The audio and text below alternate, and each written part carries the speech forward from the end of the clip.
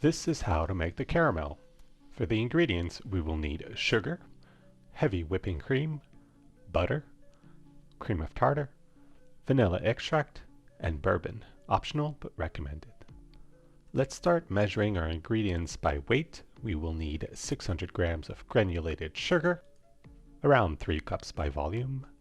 Next is the heavy whipping cream. We'll need 240 grams, which roughly equals about a cup by volume. Next is the butter. We'll need 120 grams of butter. You'll need to dice this up into small little cubes so that it melts evenly in the caramel later on.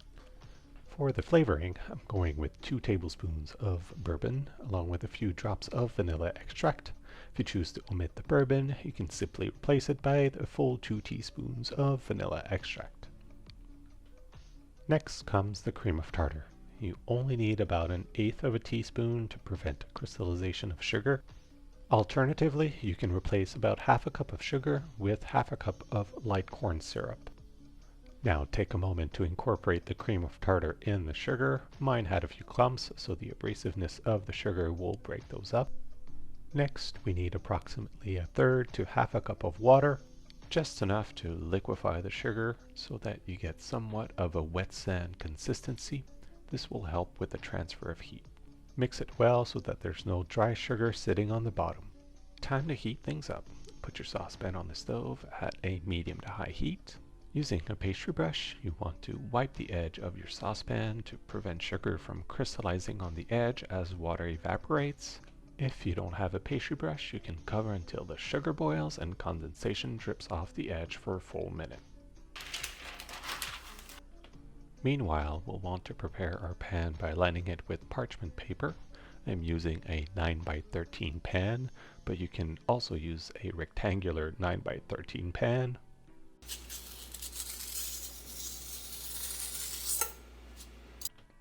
Make sure to line both sides of the pan.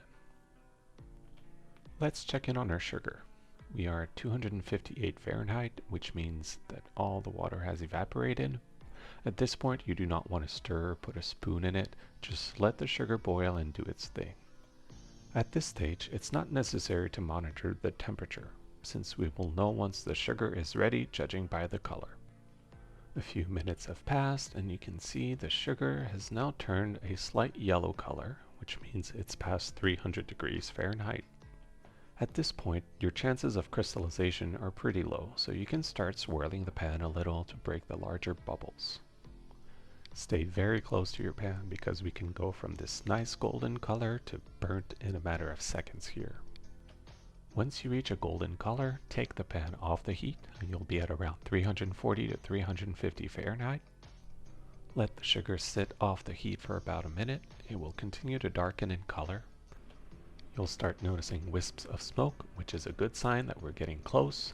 You want to reach an amber color without going over the edge, otherwise it's going to taste burnt.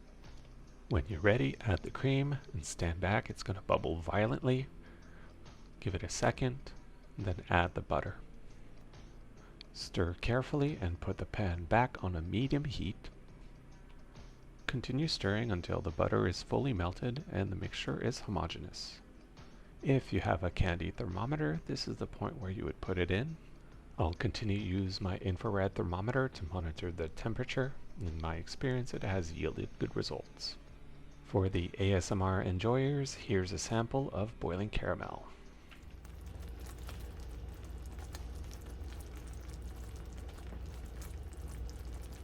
Nice.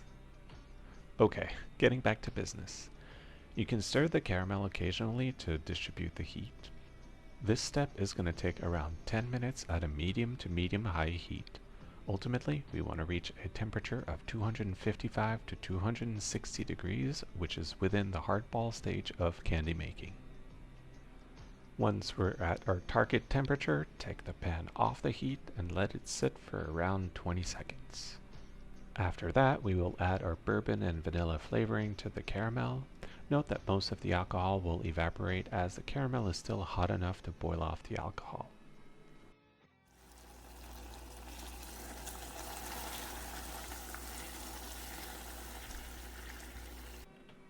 Stir very well. Now I forgot to mention in the ingredients we need sea salt. This is the point where we're going to add about a teaspoon of sea salt. Bear in mind that I will be adding finishing salt to the final product, so we don't want to overdo it here. Now the final stirring and we're done! Look at that beautiful caramel. Retrieve your prepared pan and carefully pour in the caramel.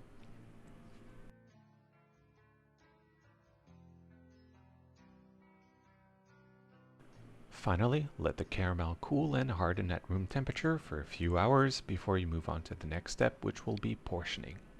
Time to clean up.